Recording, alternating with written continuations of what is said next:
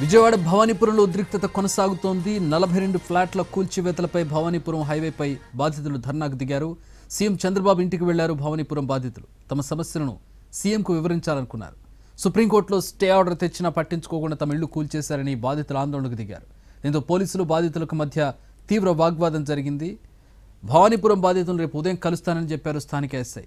దీనికి సంబంధించి మరిన్ని వివరాలు మా ప్రతినిధి ప్రసన్న అందిస్తారు. ప్రస్తుతం వివరాలు అందించడానికి విజయవాడ నుంచి అందుబాటులో ఉన్నారు. ప్రసన్న, ఏంటి ప్రస్తుత సిచ్యువేషన్ ఏంటి? బాధితులు ఏమంటూ ఉన్నారు? లోకల్ ఎమ్మెల్యే ఎంపీలకు సంబంధించి కూడా ఆగ్రహం వ్యక్తం చేసినట్టుగా తెలుస్తోంది. చక్రి, కొద్దిసేపటి క్రితమే భవానీపురం బాధితులు సీఎం చంద్రబాబు నివాసానికి చేరుకున్నారు. అయితే ప్రస్తుతం రాత్రి 10:30-11 గంటల ప్రాంతం కావడంతో సీఎం చంద్రబాబు కూడా కొంత బిజీ షెడ్యూల్తో ఉన్నారు.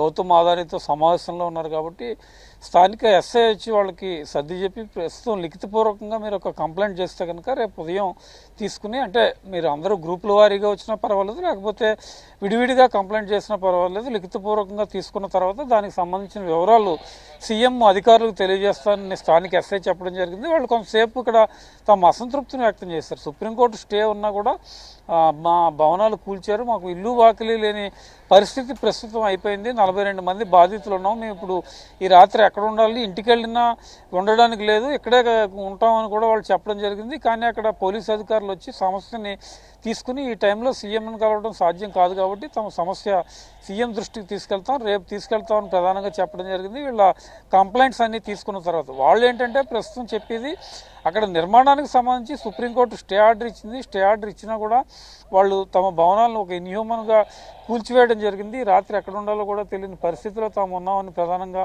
భవానీపురం బాధితులు చెప్తూ ఉన్నారు. భవానీపురం రోడ్డు మీద కొద్దిసేపు బైఠాయించిన తర్వాత 10:30 ఆ ప్రాంతంలో వాళ్ళు సీఎం నివాసానికి రావడం జరిగింది. అప్పుడే సీఎం చంద్రబాబు అదానీతో మీటింగ్లో ఉండటం, లోపలికి వెళ్ళలేని పరిస్థితి, భద్రతా కారణాలు ఇవన్నీ కూడా దృష్టిలో ఉంచుకుని పోలీసు అధికారులు రేపు కలవమని చెప్పారు. రేపు ఉదయం 7 గంటలకి స్థానిక సీఐకి తాడేపల్లిలో ఫిర్యాదులు ఇచ్చిన తర్వాత ఫర్దర్గా సీఎం దృష్టికి సమస్యను తీసుకెళ్లిన తర్వాత సీఎం ఏ రకంగా స్పందిస్తారు, లేకపోతే లోకల్గా ఉన్న భవానీపురానికి సంబంధించి ఎంపీ కావచ్చు, లేకపోతే అక్కడ విజయవాడ సంబంధించి ప్రజాప్రతినిధులు కావచ్చు, ఈ సమస్య మీద ఏ రకంగా స్పందిస్తారని చూడాలి. యాక్చువల్గా అయితే 42 మంది బాధితులు ఉన్నారు. వాళ్ళ సమస్యను చెప్పుకోవడం కూడా జరుగుతుంది.